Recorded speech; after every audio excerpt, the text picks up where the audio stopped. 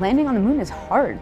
We're going back. Under this Artemis program, we're going to be sending humans to the moon for the first time since Apollo. So ahead of humans, we want to get up as much science exploration and technology experiments as possible. So CLIPS starts facilitating a lot of the early science, the things we want to learn before we even send humans. CLIPS stands for Commercial Lunar Payload Services, CLPS. The services part is the key element. Ordinarily, when NASA delivers a payload to the surface of the moon, they do it with a commercial partner, but NASA controls the building of the vehicle. Now, we're buying the service of delivery of our lunar payloads to the surface of the moon. It is a delivery service, akin to a delivery service that you'd have here on Earth. NASA will provide payloads to a commercial company.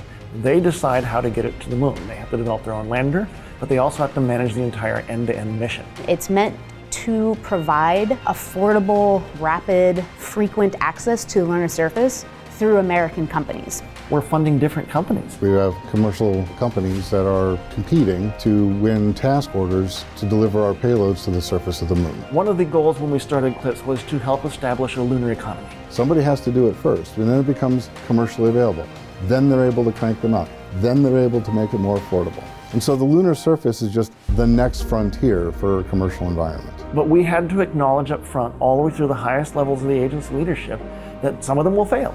These missions may not be as successful as a traditional NASA mission. We have accepted the risk that going through this innovative approach with these commercial companies, that there could be some failures. Some of them are new companies. None of them have ever successfully landed on the surface of the moon.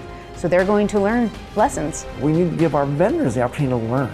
And so that'll help ultimately buy down our risk as these companies learn, okay, what does it take to actually build up the lunar lander, integrate payloads, get to the lunar surface and land safely. They've been able to demonstrate that they have very, very good technical depth and the ability to design and execute missions. We're willing to take more shots on goal. We aren't risking human lives. And in the big picture, if we're flying missions at 1/10 of the cost of a NASA mission, and we fail 2 of them, we still get 8 missions for that same price. Even with 1 or 2 or 3 failures, this is still a very economical proposition. It's a risk posture which is more risk tolerant than NASA is accustomed to. There's not a single one of these companies that's willing to bet their mission on a coin toss. Every one of them is doing what they can in order to have the most successful mission possible. But the important thing to realize is that risk tolerant does not mean risky. And the rewards are a long-term ability to get payloads to the moon inexpensively, frequently, and rapidly.